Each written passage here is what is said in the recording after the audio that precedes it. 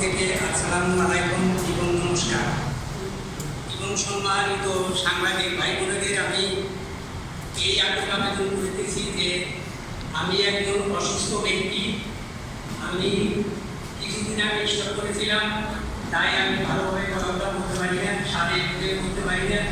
ভিতর থেকে কথা বললে বাহির থেকে একটা শব্দ শোনা যায়, তাই এই জিনিসগুলো প্রস্তুতি ক্ষমা করে আমি যেটা বলছি তারা সঠিকভাবে প্রচার করবেন আশা করি।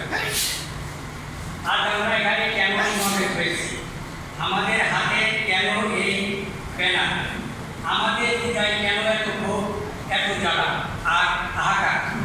আমরা আজ আপনাদের সামনে এসেছি কোনো করুণা ভিক্ষা করতে নয়, বরং জীবনের শেষ প্রান্তে এসে আমাদের ন্যায্য অধিকার ও মর্যাদার এক চরম সত্য আপনাদের মাধ্যমে দেশবাসীর সামনে তুলে ধরতে। আমরা সেই মানুষ যারা আমাদের জীবনের শ্রেষ্ঠ সময়, আমাদের যৌবন, আমাদের সমস্ত শক্তি ও মেধা উৎসর্গ করেছি এই মাতৃভূমির সুরক্ষার অনিবার্য অংশ। মিলিটারি ইঞ্জিনিয়ারিং সার্ভিসেস এবিএস এর ভিত্তি মজবুত করতে আমরা নীরবে 38 বছর, কেউ বা 40 বছর ধরে সেনা, নৌ বিমান বাহিনীর সামরিক কাঠামোর মেরুদণ্ড গড়ে তুলেছি। আমাদের রক্ত আর ঘাম মিশে আছে এই দেশের প্রতিরক্ষার প্রতিটি স্থাপনায়।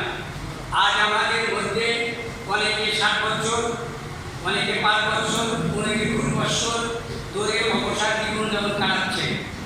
এই পাঠককে এসে যখন আমাদের শরীর ভেঙে পড়েছে, যখন প্রতিদিন ওষুধ আর চিকিৎসার জন্য অর্থের প্রয়োজন, তখন আমরা জানতে পারছি দীর্ঘ সেবার বিনিময়ে আমাদের জন্য কোনো